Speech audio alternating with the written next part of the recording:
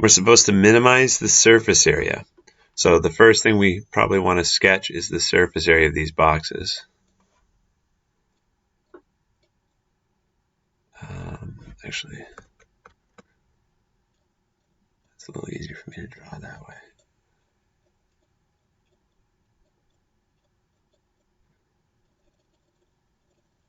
And the dotted lines mean it's behind. Okay, not the greatest box, but you get the idea. 3 times as long as it is wide. So if we call x the width, then the length is, or vice versa, whatever. One's x and one's 3x on the bottom. We don't know how long it is, but we know it's 3 times as long as it is wide. And then we also don't know the height, so we can call that h or y or whatever variable we'd like. And so the surface area equation looks like this. It's 3x squared for the bottom, because x times 3x makes 3x squared. And then for this side panel, that's 3x going this way, then times h.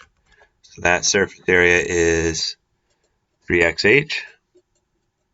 But look, we got the same back panel. It's 3x across, and h up. So that's also 3xh.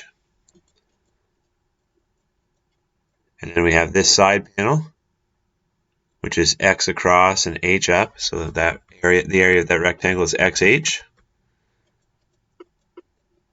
And then same thing with this one over here. That one is also x times h.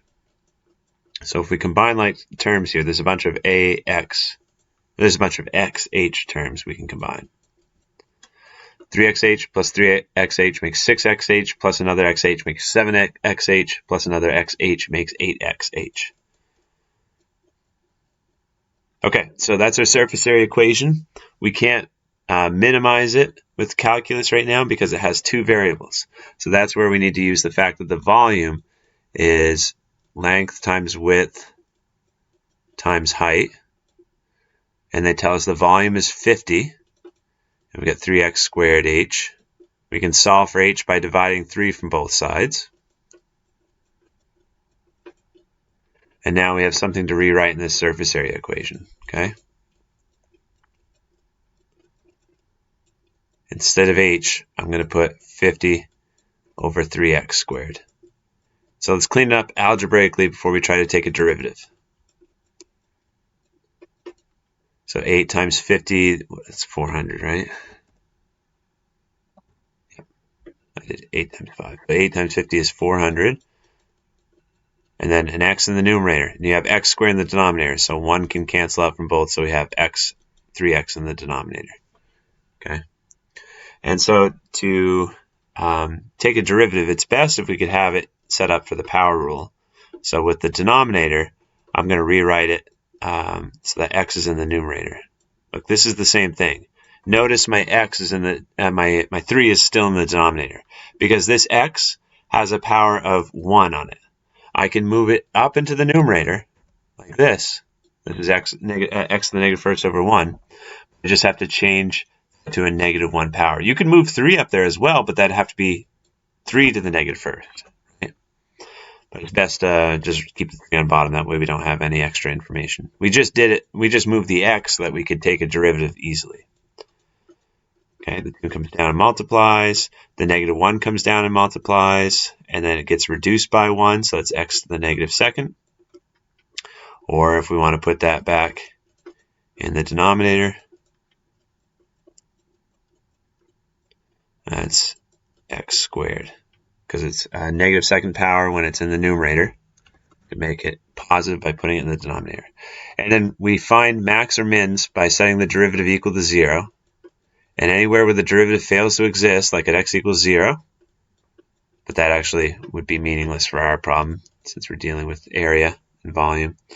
That's a critical point, but like we said, we can ignore that because that's not going to give us a box of any volume. Multiply both sides by x squared.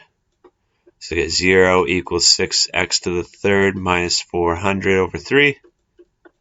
Got to add that 400 over 3 to both sides. I'm trying to get x by itself, so you could say divide 6 from both sides. And since the numbers are decimals, why don't we do that? We'll do 400 divided by 3 in our calculator. And then we'll divide it by 6. We get 22.22 equals x to the third. Now to get x by itself, we need a cube root of both sides. That's a cube root, though. We don't use the plus or minus stuff when we use a cube root, right? That's only if we're taking a square root of both sides. So to figure out what the cube root of 22.2 repeating is with my calculator, I'm going to use the exponent key, and then cube root is the same thing as a 1/3 power. So I've got 2.811 for x. And then it says to find the minimum surface area possible. We found out that x for a critical point is 2.811. And since the only other critical point doesn't make sense, this has definitely got to be the minimum, or else they wouldn't have given us these for possible answers in the problem. Okay, so to find out the minimum surface area, you got to plug in 2.811 back into your surface area equation. So I can plug it right back in here. So I'll do the more complicated one first, one with 2.811 in the denominator.